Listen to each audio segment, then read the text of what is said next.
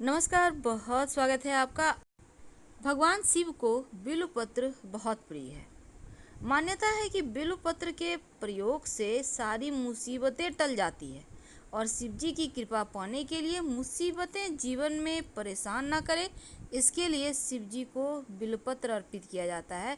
अगर आप अपने जीवन की विपत्तियां समाप्त करना चाहते हैं तो शिव जी को बिल्वपत्र जरूर अर्पित करें। लेकिन क्यों? देखिए, शिवलिंग पर जब आप बिल्वपत्र अर्पित करते हैं तो जीवन की बहुत सारी मुश्किलें समाप्त हो जाती है।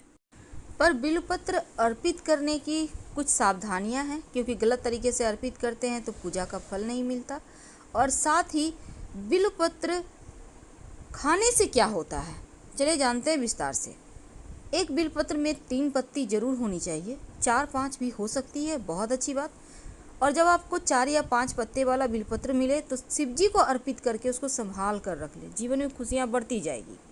याद रखें कि बिल्वपत्र कभी भी टूटी फूटी भी ना हो, छेद ना हो, ना ही दाग धब्बे हो। और जब बिल्वपत्र अर्पित करें तो जो बिल्वपत्र का डंठल है उसमें मोटा सा हिस्सा होता है, उसको तोड़कर हटा दें। और जब आप बिल्वपत्र अर्पित करते हैं तो हमेशा उल्टा अर्पित करें, यानी कि बिल्वपत्र का चिकना साइड शिवलिंग की तरफ होना चाहिए। और बिल्वपत्र अर्पित करने के बाद जल जरूर अर्पित करें। आप एक ही बेलपत्र को चढ़ाकर फिर उठाकर फिर जल से धोकर फिर चढ़ा सकते हैं, यानी बार बार चढ़ाया जा सकता है बिल्वपत्र। बिल्वपत्र बिना जल के अर्पित नहीं करना चाहिए। आप चाहें तो लोटे में डालकर ही जल में अर्पित कर दें तो वो और अच्छा होगा। अब देखिए, बिल्वपत्र के बहुत सारे प्रयोग होते हैं। अगर विवाह में दिक्कत आ रही हो तो 108 बिल्वपत्र पर हर चंदन से आपको राम लिखना है हर एक बिल्वपत्र पर, और एक एक करके नमः शिवाय का जप करते हुए शिवलिंग पर अर्पित करते जाएं। शीघ्र विवाह की प्रार्थना करें, आपके विवाह शीघ्र होंगे। लेकिन अगर बीमारी से परेशान हैं तो 108 बिल्वपत्र ले लें। एक पात्र में आप चंदन का इत्र ले लें और बिल्वपत्र को एक एक करके इत्र में टच करते जाएं और फिर आप शिवलिंग पर अर्पित करते जाएं और बोलते जाएं ओम हों जुं सा, और फिर अंत में जल अर्पित करें। आपके स्वास्थ्य की हर समस्या दूर हो जाएगी। माना जाता है बिल्वपत्र का रस अगर आंखों में डालें तो ज्योति बढ़ती है।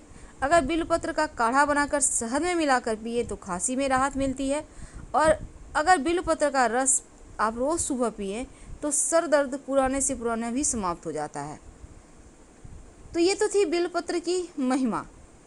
पर क्या आपको पता है कि शिवलिंग पर अगर आप दूध में बिल्वपत्र डालकर शिवलिंग पर अर्पित करें, 108 बिल्वपत्र ले लें और एक कटोरी में दूध ले लें, एक एक बिल्वपत्र उठाएं और दूध में डुबोकर शिवलिंग पर अर्पित करते जाएं और मंत्र बोले ओम नमो भगवते महादेवाय।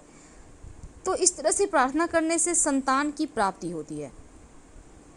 शिवलिंग पर चढ़ा हुआ बिल्वपत्र खाने से स्वास्थ्य की किसी भी तरह की समस्या नहीं रहती, बड़ी से बड़ी परेशानी समाप्त हो जाती है। बिल्वपत्र जो शिवलिंग पर चढ़ाया हुआ है उसको खाने से जीवन की हर मुश्किल, हर बाधाएं भी समाप्त हो जाती है। तो फिलहाल आपसे विदा लेते हैं। बिल्वपत्र जरूर खाएं और जीवन की मुश्किलें आपकी समाप्त हो जाएगी, बहुत फ़ायदे हैं। धन्यवाद। हम फिर मिलेंगे। जानकारी अच्छी लगे तो लाइक कर सब्सक्राइब करें और अपनों के साथ शेयर भी करें।